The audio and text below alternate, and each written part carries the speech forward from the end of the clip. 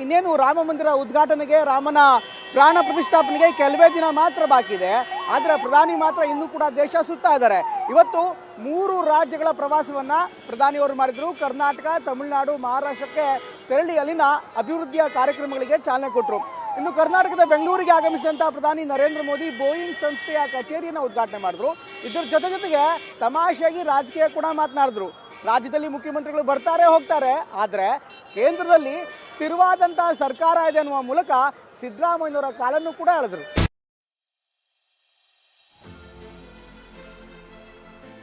ಅಯೋಧ್ಯೆಯಲ್ಲಿ ರಾಮಮೂರ್ತಿ ಪ್ರಾಣ ಪ್ರತಿಷ್ಠಾಪನೆ ಪ್ರಯುಕ್ತ ಕಠಿಣ ವ್ರತ ನಡುವೆಯೂ ಪ್ರಧಾನಿ ನರೇಂದ್ರ ಮೋದಿ ಕರ್ತವ್ಯದಲ್ಲಿ ಮಗ್ನರಾಗಿದ್ದಾರೆ. ಇಂದು ಒಂದೇ ದಿನ ಕರ್ನಾಟಕ, ಮಹಾರಾಷ್ಟ್ರ, ತಮಿಳುನಾಡು ರಾಜ್ಯಗಳ ಪ್ರವಾಸ ಕೈಗೊಂಡಿದ್ದಾರೆ. ಬೆಳಗ್ಗೆ ದೆಹಲಿಯಿಂದ ಕಲಬುರಗಿ ವಿಮಾನ ನಿಲ್ದಾಣಕ್ಕೆ ಬಂದಿಳಿದ ಮೋದಿ ಹೆಲಿಕಾಪ್ಟರ್ ಮೂಲಕ ಮಹಾರಾಷ್ಟ್ರದ ಸೊಲ್ಲಾಪುರಕ್ಕೆ ತೆರಳಿದ್ರು. ಪ್ರಧಾನಮಂತ್ರಿ ಆವಾಸ್ ಯೋಜನೆ ಕಾರ್ಯಕ್ರಮದಲ್ಲಿ ಭಾಗವಹಿಸಿದ್ರು. ಸೊಲ್ಲಾಪುರದ ಕಾರ್ಯಕ್ರಮ ಮುಗಿದ ಬಳಿಕ ಮೋದಿ ಮತ್ತೆ ಕಲಬುರಗಿ ವಿಮಾನ ನಿಲ್ದಾಣಕ್ಕೆ ಆಗಮಿಸಿದ್ರು. ಕಲಬುರಗಿಯ ಸ್ಥಳೀಯ ನಾಯಕರನ್ನ ಏರ್ಪೋರ್ಟ್ನಲ್ಲೇ ಭೇಟಿ ಮಾಡಿ ಮಾತನಾಡಿದ್ರು. ಬಳಿಕ ವಿಶೇಷ ವಿಮಾನದ ಮೂಲಕ ಬೆಂಗಳೂರಿನ ಕೆಂಪೇಗೌಡ ವಿಮಾನ ನಿಲ್ದಾಣಕ್ಕೆ ಆಗಮಿಸಿದ್ರು.